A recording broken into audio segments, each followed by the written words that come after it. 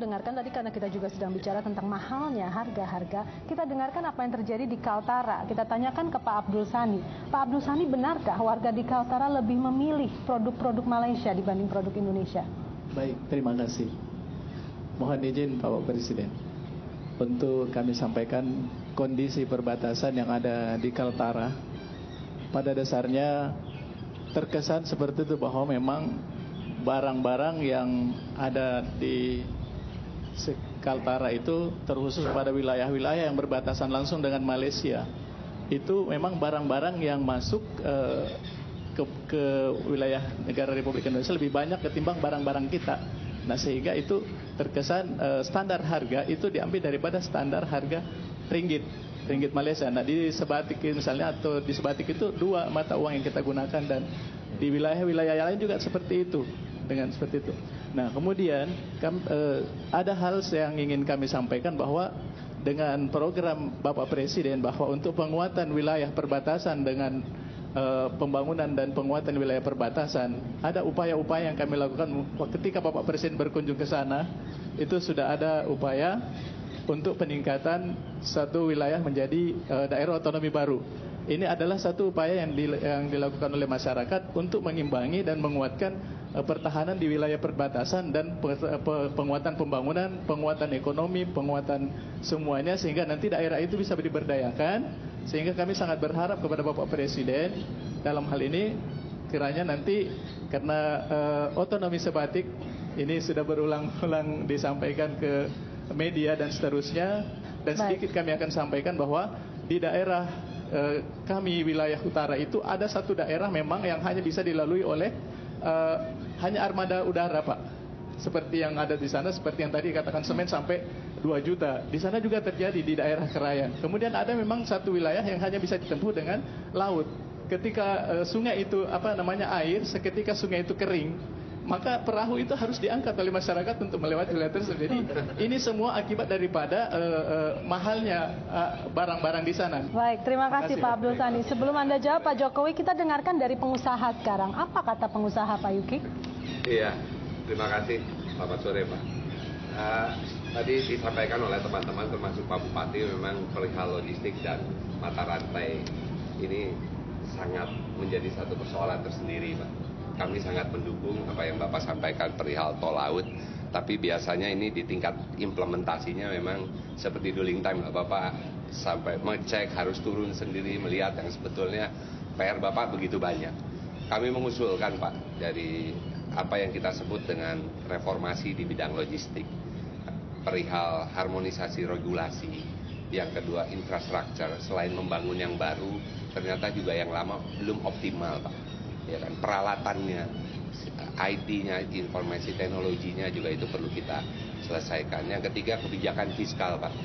Teman-teman juga nggak bisa buat kapal, baru akhir ini Bapak beri keputusan bahwa PPN-nya bisa dihilangkan untuk impor. Tapi ada masalah lain juga, unit kendaraan mobil, Pak. Alat angkutnya sekarang sudah tua-tua. Nah, ini juga patut Bapak lihat. Yang keempat, pendidikan, Pak. Kita komitmen mengenai, karena dengan dibangun tadi dengan tidak ada pendidikan, dan yang terakhir adalah ego sektoral, Pak, atau komitmen yang memang perlu disepakati di semua.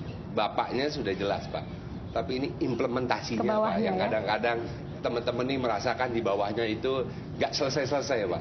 Ada aja, Pak, PR satu terakhir masalah sapi juga, Pak. Itu kan masalah angkutan juga nggak ada. Kita nggak punya yang namanya kapal khusus mengangkut sapi. Baik. Nah, ini kan persoalan lagi. Pak Jokowi, kita sudah dengar tadi 4 kisah-kisah real. Apa tanggapan Pak Jokowi? Iya, tadi Pak Bupati Willem dari Puncak di Papua. Ya, kita sudah melihat di Pulau Sebatik juga, saya pernah ke sana. Yang ini memang fakta-fakta yang memang harus kita hadapi dan harus kita selesaikan.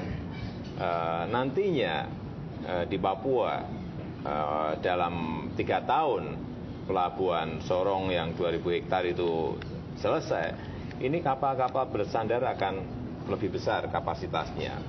Kemudian industri di sekitar pelabuhan itu juga akan bergerak. Tetapi kalau hanya di bagian di pesisir saja, di atasnya juga tidak kita lakukan hubungan konektivitas ke sana juga sama. Nanti di puncak tetap harga semen seperti yang tadi disampaikan Pak Bupati Willem, bisa 2 juta lebih. Oleh sebab itu ini masih dalam proses pembuatan visibility study untuk kereta api di Papua. Kita harapkan Desember, insya Allah Desember tahun ini FS-nya sudah selesai. Oleh sebab itu, tahun depan sudah bisa pelaksanaan kereta api. Jalan raya saja belum maksimal membangun kereta api, Pak? Dua-duanya harus jalan, tiga-tiganya harus jalan. Lautnya harus jalan, pelabuhan, kereta apinya juga harus jalan. Jalannya sendiri tadi yang diceritakan Pak Bupati Willem juga sudah saya perintahkan, juga targetnya mereka menyampaikan antara 1,5 tahun sampai 2 tahun. Ya, yang paling penting itu harus segera dikerjakan. Saya sudah diberitahu bolak-balik oleh Pak Bupati mengenai ini harus selesai karena yang menyelesaikan harga itu nanti di situ. Kalau transportasi lebih murah, biaya logistik lebih murah, pasti jatuhnya harga itu antara di Jawa, di Sumatera, di Kalimantan, di Sulawesi dan di Papua itu mirip-mirip lah.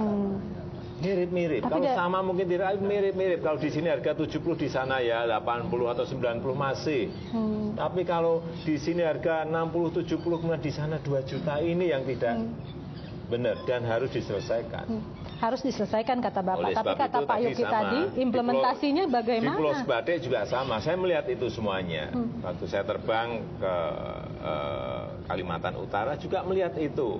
Banyak barang-barang justru dari negara tetangga kita yang lebih murah, justru masuk ke karena apa? Sekali lagi infrastruktur. Sehingga inilah yang menjadi fokus kita sekarang. Konektivitas antar kota, antar kabupaten, antar provinsi, antar pulau ini harus diselesaikan. Tanpa itu jangan berharap yang namanya harga barang itu ya akan seperti itu terus. Bagaimana? Bukan kebetulan, memang ini sudah didesain. Ada ruang fiskal yang bisa kita pakai untuk membangun itu. Saya sudah sampaikan, misalnya APBN ini akan konsentrasinya ke Indonesia bagian timur.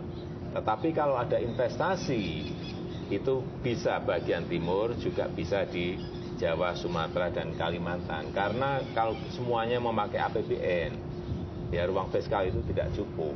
Sehingga ada yang membangun dengan APBN, ada yang membangun lewat belanja BUMN, ada yang membangun lewat investasi. Karena semuanya pengen cepat. Kalau kita hanya misalnya memberi perhatian di Papua saja, nanti yang di Pulau Sebade juga bertanya hal yang sama.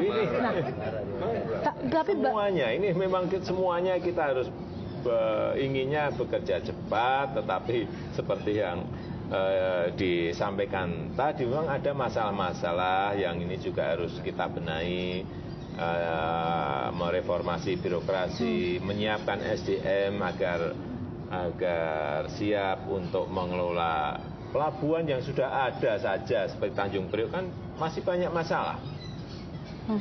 Harus membenahi sistem yang ada di situ. Membenahi sistem pun kalau SDM yang ada di situ tidak memberikan dukungan, ya seperti kasus dwelling time di Tanjung Priok yang juga dengan sangat terpaksa aparat harus saya perintahkan untuk masuk, tetapi menurut saya tidak ada jalan yang lain.